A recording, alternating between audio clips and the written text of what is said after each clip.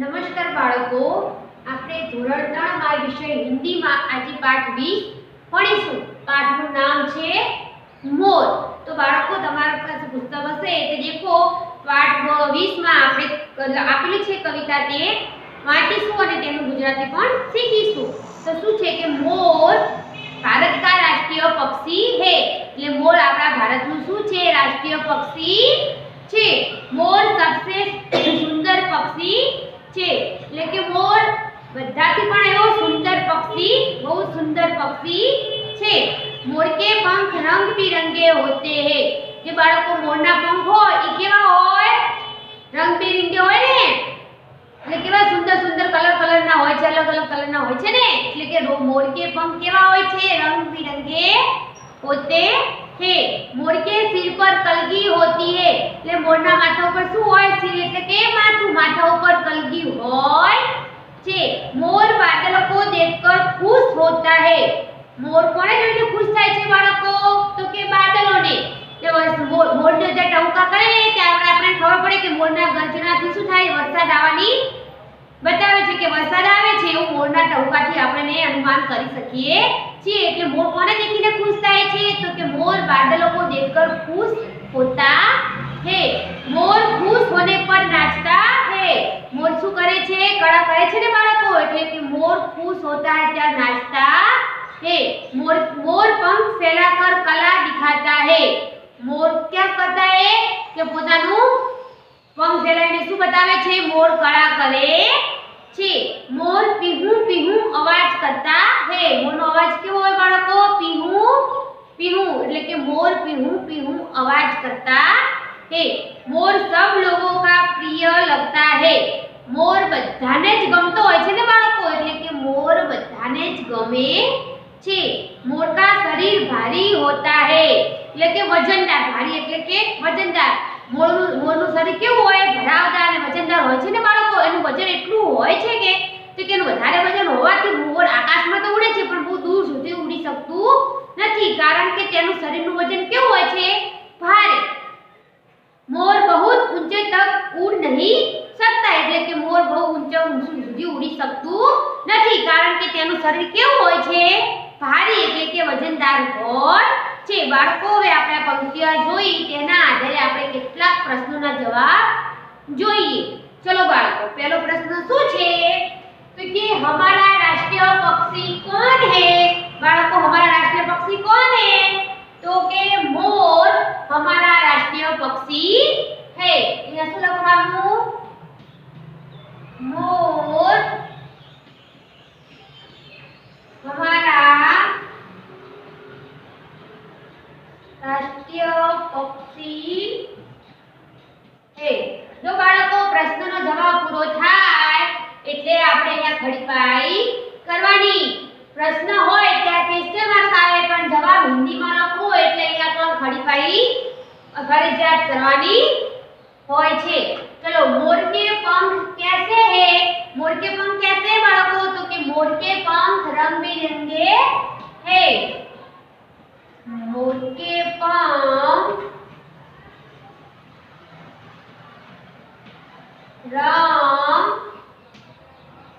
बिरंगे है. यहाँ खड़ी बाई. मोर किसे देखकर खुश होता है? तो मोर बादलों को देखकर खुश होता है. मोर बादलों को देखकर खुश होता है. खड़ी बाई. मोर के सिर पर क्या होती है? मोर के सिर पर क्या होती है? तो के कलगी. तो जवाब में શું લખીશું?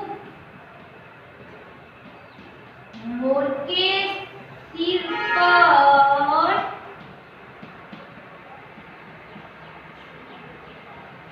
कलगी होती है. मोर कैसा आवाज करता है? मोर कैसा आवाज करता है? तो कि मोर पीहू पीहू आवाज करता है. मोर पीहू पीहू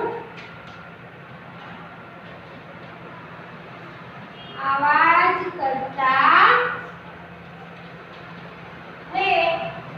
मोर का शरीर कैसा होता है? मोर का शरीर कैसा होता है? तो के भारी। तो हम શું લખીશું? मोर का शरीर भारी होता है। मोर कैसा पक्षी है? मोर कैसा पक्षी है? मोर एक सुंदर पक्षी है।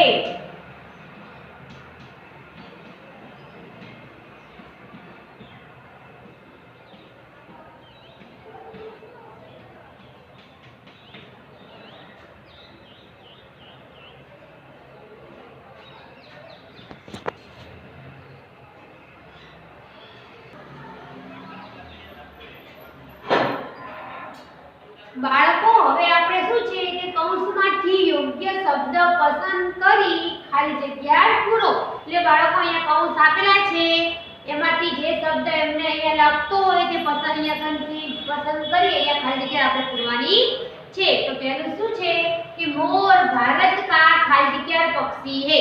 તો કે રાષ્ટ્રીય છે કે પ્રાદેશિક છે? તો શું આવશે? રાષ્ટ્રીય। કયું પક્ષી છે? राष्ट्रीय। बराबर बाळको। बीजू मोर के सिर पर खाली जगह होती है। मोर के सिर पर कलगी होती है कि पगड़ी होती है? तो के कलगी। तो यहाँ से लखीशु कलगी। मोर के पंख खाली जगह होते हैं। काले होते हैं कि रंग बिरंगे होते हैं? तो क्या कैसे होते हैं? रंग बिरंगे होते हैं।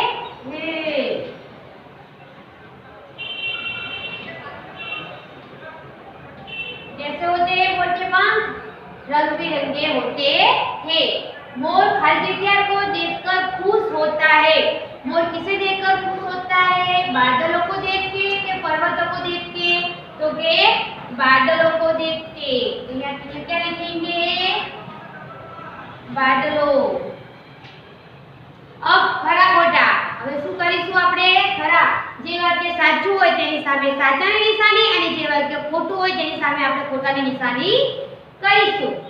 પહેલું વાક્ય છે મોર सबसे सुंदर पक्षी है। તો આ વાક્ય કેવું છે? સાચું। તો અહીંયા શેની નિશાની કરીશું? સાચાની। બીજું વાક્ય મોર કાવ કાવ કરતા है। આ વાક્ય કેવું છે? ખોટું। તો અહીંયા શું કરીશું? खोटानी निशानी। मोर सब लोगों को प्रिय लगता है। आ वाक्य केवुं छे? साचुं। तो यहाँ शुं करीशुं? साचानी निशानी। मोर खुश होने पर पीहू पीहू आवाज करता है। आ वाक्य केवुं छे? खोटुं। मोर खुश होता है तो क्या करता है? नाचने लगता है। तो बाळको आ रीते तमारे घरे तैयारी